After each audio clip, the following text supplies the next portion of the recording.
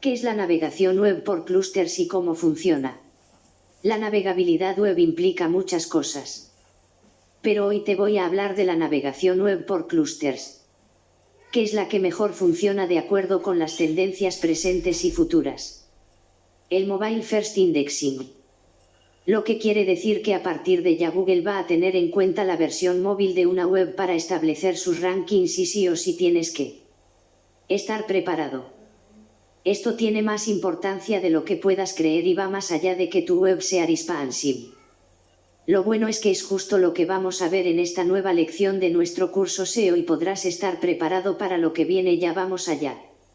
Hasta ahora los rankings de Google se establecían a partir de las versiones web de escritorio. Es decir, las de toda la vida. Pero ya mismo pasamos a la versión mobile. Y esto tiene unas grandes consecuencias. Sobre todo para la navegabilidad. ¿Por qué? Porque todo cambia. Pasamos de usar una pantalla grande a una pequeñita. Pasamos de usar el ratón a usar los dedos. Y todo esto, a nivel de SEO, también lo debemos tener muy en cuenta. Porque la experiencia del usuario es vital. Índice, mostrar. Navegación clásica vs navegación por clústeres. Para empezar, vamos a ver cómo sería una navegación clásica tanto en una versión de escritorio como en una versión mobile. Y a continuación veremos cómo funciona la navegación por clústeres y cuáles son todas sus ventajas. Navegación clásica en versión escritorio. En primer lugar, tendríamos la navegación clásica en versión escritorio que se podría decir que tienen el 90% de las webs. ¿Quieres duplicar tu tráfico? Curso de SEO 100% gratuito. Crea una web optimizada SEO. Aumenta su tráfico con estrategias seguras. Gana dinero pasivo con ella. Arriba. Tendríamos el logo y justo debajo un menú de navegación desde donde se puede acceder a las distintas secciones o categorías de la web. A continuación, nos encontraríamos con el cuerpo principal de la web y, a la derecha o la izquierda, un sidebar. Una barra lateral con diferentes módulos o secciones hacia donde se pueden dirigir los usuarios para navegar por la web. Navegación clásica en versión mobile. Ahora tendríamos la navegación clásica en versión mobile que actualmente tienen hoy en día la mayoría de las webs. Arriba. Tendríamos el logo. Pero, en este caso, el tradicional menú de navegación que hemos visto en la versión de escritorio se condensa en un icono con un listado desplegable que llamamos la hamburguesa. Lo que el usuario ve de entrada y la navegación web ya están cambiando notablemente. Para empezar, a diferencia de la versión de escritorio, el usuario ya no ve directamente las diferentes secciones a las que puede acceder y ya no tiene esas secciones a un único clic de distancia. Tiene que clicar en el icono para que le aparezca una ventana desplegable y, desde ahí, hacer un segundo clic para llegar a la sección que le interese. Pero además, la información del sidebar que en escritorio está bien visible y accesible a la derecha o la izquierda. Ahora ya se ha ido al final de la página. Es decir, para llegar a ella, si es que llega, el usuario tendrá que hacer scroll y más scroll.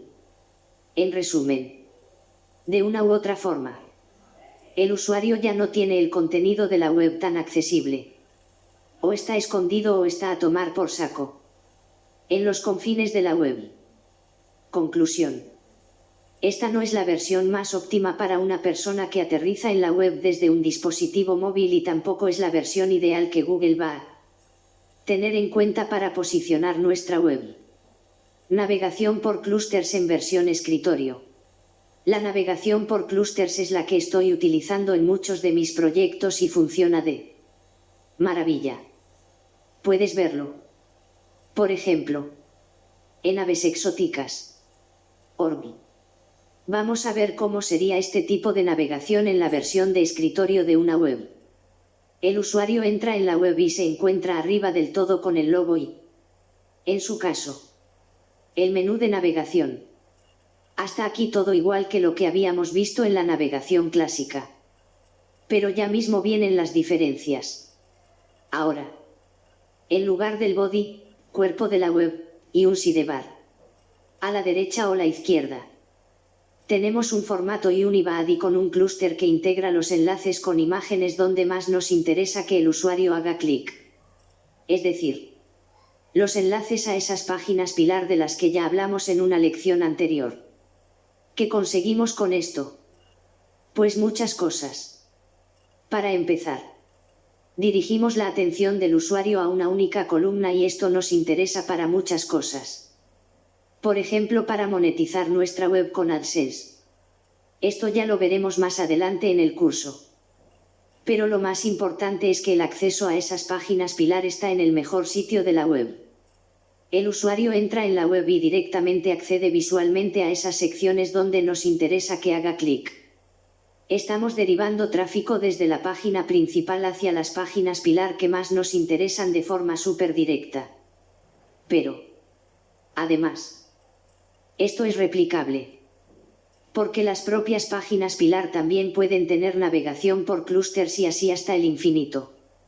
Apoyando la idea de una arquitectura silo. Este tipo de navegación funciona para atraer la atención. Para promover los clics. Para conseguir más monetización con AdSense. Funciona para todo. Pero esto no se queda aquí. Como vamos a ver justo a continuación. Navegación por clústeres en versión mobile. Otra de las ventajas que nos permite la navegación por clústeres es que la versión mobile se asemeja mucho a la de escritorio. Vamos a verlo. Con esta navegación.